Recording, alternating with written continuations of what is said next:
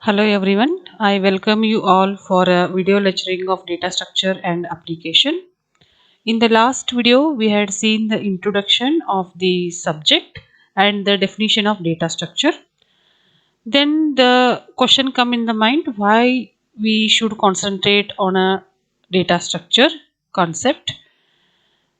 See, nowadays data structuring is a very important topic in a market.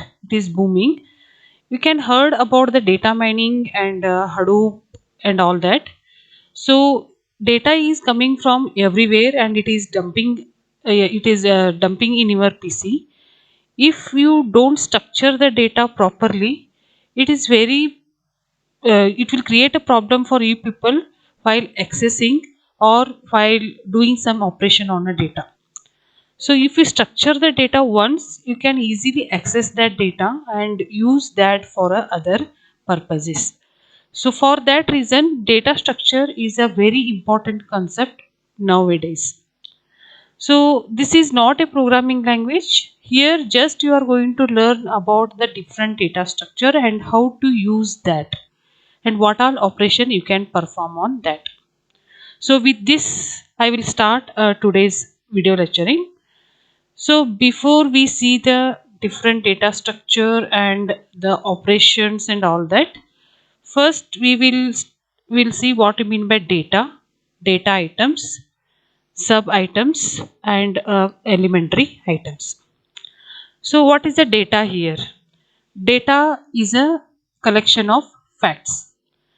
The data is a simply values or a set of values. So data may be anything. It may be a number, it may be a character, or it may be a group of character and a number. So what is the data here? Data is a simply values or a set of values. The values may be a number, it may be a character, or it may be a mixture of these two. Then what do you mean by data items? Data items refers to a single unit of values. Set of values are called as a data items. Or we can say the group of data is called as a data items. Next, what do you mean by sub item? If a data item can be divided into a sub item or a subgroups, then you are going to say it is a sub item for a data item. For example, if I take file name or if I take employee name as an example, the employee name is nothing but a data item. I can divide this employee name into a three sub items like first name, middle name, and last name. So if a data items are divided into a sub items, then it is called as a sub item, or you can call this as a group items. Next, we see what we mean by elementary item. So what is the elementary item here? If data items are not able to divide into a sub items, then it is called as a elementary item. For example, take your USN number. So you can't divide USN number further, or you can divide it like first number, last number, and middle number. No, you can't divide. So the data items are elementary item. Some data items are group items. So example for group item is what? Your name. So your name can be further divided into first name, last name, and middle name. And the example for a elementary item is your USN number. So you can't divide your USN number, or you can't subdivide this USN number into other items. So after seeing this terminology, we will move to the classification of data structure. So the data structure is mainly divided into two categories. One is primitive data structure, another one is non-primitive data structure. So primitive data structure already you studied in a subject called as a C programming. So to declare the variables, you are going to make use of some data types. What are those data types? It may be a int, character, float, or double. So when you declare some variable with these data types, it allow you to store such values in that variable. So all these data types comes under what? Primitive data structure, which are built in, which are already there in a computer compiler. Next category is what? Non-primitive data structure. These non-primitive data structure are further divided into linear and non-linear. In case of linear, the data is arranged sequentially. So the example for these linear data structures are arrays, stack, queue and linked list. So what you mean by all this, you are going to see in the next part. I think you already know about the array. So when you declare an array of type integer and the size is 10, you are allowed to store 10 values in a consecutive memory location. So that is the example for linear data structure. So what is a linear data structure? Linear data structures are the structures where the data is stored sequentially or in a linear fashion. Next category of non-primitive data structure is non-linear data structure. So what are the non-linear data structure? Tree and graph. So again you are going to represent the data but in the form of tree. Those are not sequentially arranged. So in the case of tree, the data is arranged in a hierarchical order, and in case of graph, the data is arranged. It is not arranged. You can take data and connect those data with the links. That is called as a graph. So this is used to represent the real world problems. That is real world problems. So this is about the classification of data structure. Let's see these in detail. So as I said, the data structure are generally classified into primitive data structure and non-primitive data structure. So what do you mean by primitive data structure? Primitive data structure are the fundamental data types which are supported by programming language. So basic data types or the data types which are used to declare the variables in various programming language like C, C++ are comes under primitive data structure. So example for primitive data structure is, suppose if I declare a variable of type int space and a. So this is int is what? A primitive data structure here, which is built in a compiler. So no need to write a code for this int, which is already there in the compiler. We are just making use of that to declare the variable or to create the memory with the name a and to store which type of value? Integer value. So this is the example for primitive data structure. So as I said, primitive data structure are fundamental data types which are supported by many programming languages. Let's move to the non-primitive data structure. Non-primitive data structure are those data structure which are created using primitive data structure. Example for this is arrays, linked list, stack, trees and graphs. For example, if I declared an array of type integer and size is 10. So what is the array name here? A is array name and size is 10. So this is a example for non-primitive data structure. So this non-primitive data structure is declared or created by using the primitive data structure. So int is a primitive data structure, whereas an array is a non-primitive data structure. So this array is declared with the help of primitive data structure. So the data structure which come with a primitive data structure are called as a non-primitive data structure. So example for this is arrays, linked list, stack, trees and graphs. So as you had seen in the diagram, that non-primitive data structures are again divided into linear and non-linear. Let's move to that. So what do you mean by linear data structure here?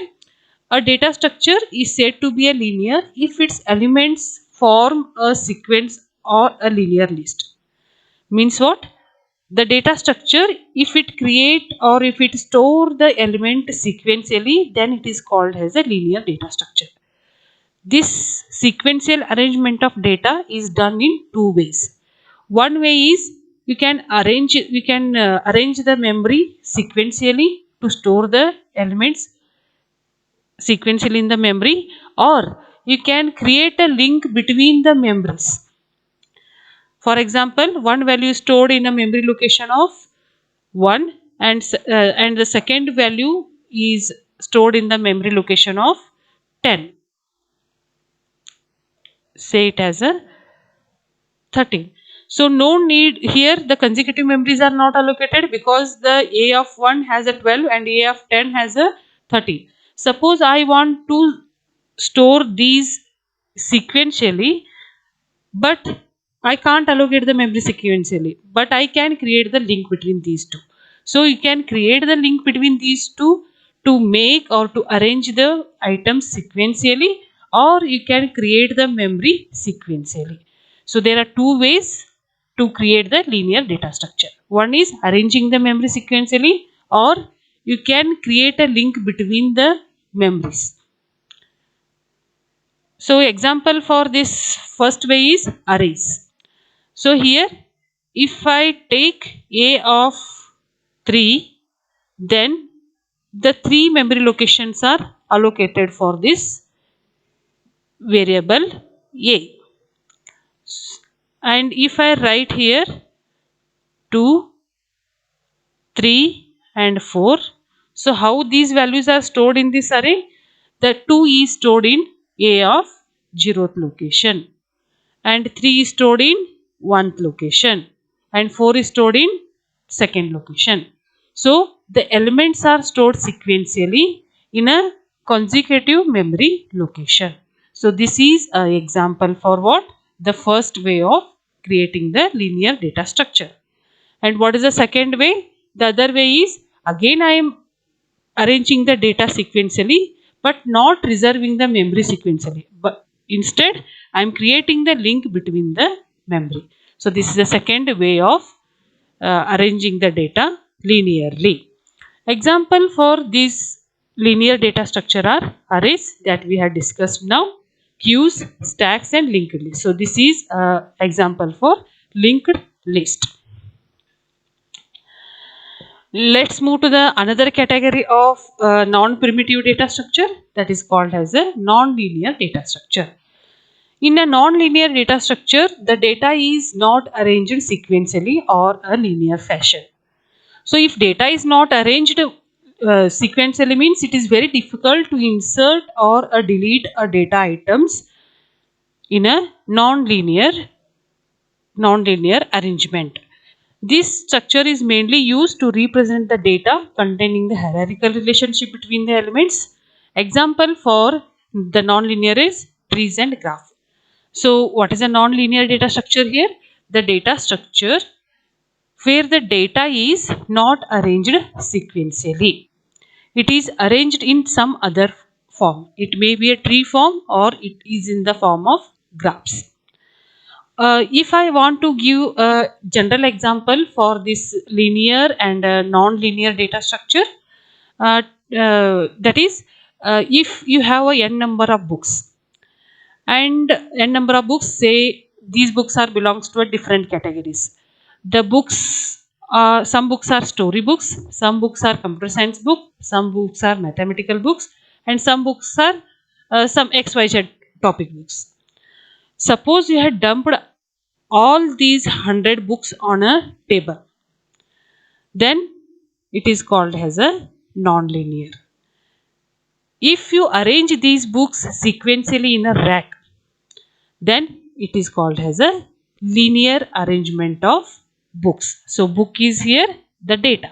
So you are structured the data sequentially in a rack. So once you have structured the data sequentially, next time when you want to pick a book or when you want to select the book, it is easy for you people to select and or you fetch the book. But in case of non-linear, see, you can't take a book easily. You can't search the book easily from the data which is structured non-linearly. So this is a general example for linear and non-linear. So many example will come into the mind. So those all, so wherever you see such example, apply this non-linear and linear data structure concept. Next we will move to the operation on data structure. So usually we will do 4 basic operation on a given data structure. First one is traversing, searching, insertion and deletion. So traversing is nothing but accessing each record exactly once so that certain items in the record may be processed. Or you can say this accessing or processing sometimes is called as visiting the record. So data is there. If you want to access the data, then that accessing of data is called as a traversing. You are going to see the data elements once and you are going to access the required data element. Next is searching. So this is very difficult in a non-linear data structure. Searching, so finding the location of the record with a given key value or finding the location of all the records which satisfy one or more condition. Suppose all records are there. These records are stored in a particular memory location. Suppose I want to search some record value. Then you are going, that is called as a key value, and you can search that key value in a set of records, and this technique is called as searching. So many algorithms are there for this searching. You are going to see in the upcoming classes. Next operation is insertion and deletion. Insertion is nothing but adding a new record to the structure or deleting a record from the structure. So apart from these 4 operations, 2 more special operations are performed on a data structure. One is sorting and next one is merging. Sorting is nothing but arranging the records in some logical order. It may be ascending or descending. Merging is nothing but combining more than one record, or you can say the 2 different records into a single sorted file is called as a merging. So these are the 6 basic operations that you are going to perform on a data structure. Now let's see the example for this data structure. So arrays, as I said, this comes in the non-primitive category, non-primitive linear data structure. So arrays already you studied in a subject called as C programming. The declaration of array, the concatenation of array, accessing the data from the array, storing data into the array. So all these you are familiar. Let's see what exactly the arrays means. Just take a glance of this. Collection of homogeneous data is called as an array. So how the arrays are declared here? Data type, array name and the size.